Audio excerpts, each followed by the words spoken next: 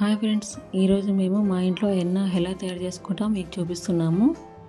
Welcome to our channel. First day అనమాట. ఇది 3 days process కదా.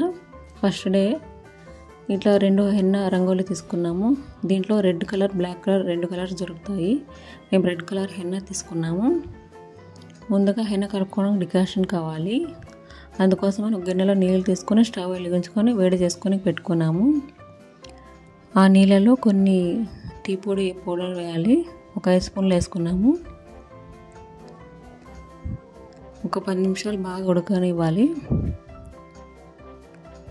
దీనికి ఒక సీక్రెట్ టిప్ ఏమంటే, స్టవ్ ఆఫ్ చేస్తాం అనే ముందు 1 spoon instant Bru coffee powder వేసుకొని ఆఫ్ చేసేసుకోవాలి బాగా కలిపి.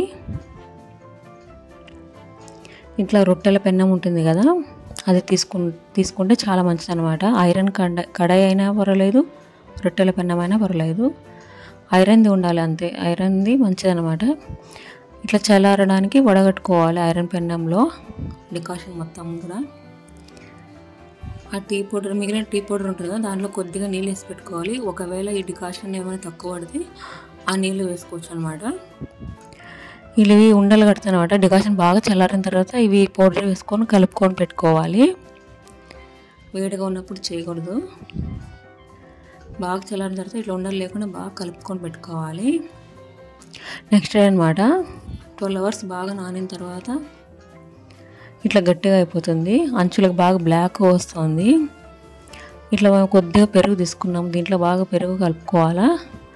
వేసుకునే వాళ్ళు ఎగ్గులో వైట్ ఉంటుంది కదా, అది కూడా వేసుకోవచ్చు, చాలా మంచిది.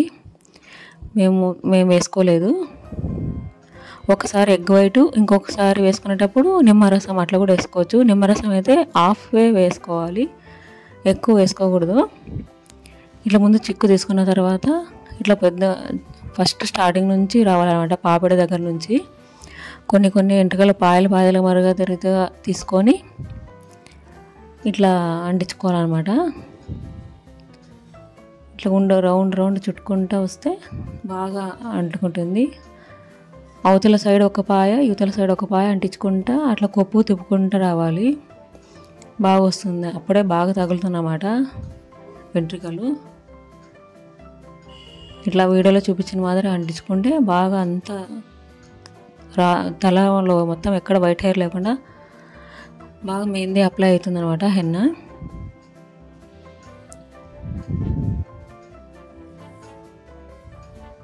ఇది 3 days ప్రాసెస్ కాబట్టి కొంచెం వెదర్ వస్తుంది, కానీ చాలా మంచిది. హెయిర్స్కి బాగుంటుంది. కొంచెం వెదర్ పడకుండా చేసుకుంటే బాగుంటుంది. ఇది బాగా ఆరిపోవాలా. ఎంట్రికలు బాగా లేకుంటే స్నానం చేసిన తర్వాత బాగా ఆరిపోవాలి, లేకుండా అట్లే పెట్టుకోకూడదు. ఇప్పుడు ఓన్లీ వాటర్తో కడిగేసుకున్నాం అనమాట హెన్నా మొత్తం కూడా. ఎందుకంటే షాంపూ గింపు ఏమి యూజ్ చేయకూడదు ఫస్ట్ అంటించుకున్న తర్వాత. ఇట్లా బాగా దులిపేసుకోవాలి. ఏమన్నా పౌడర్ ఏమైనా ఉంటే అంతా కింద పడిపోతుంది.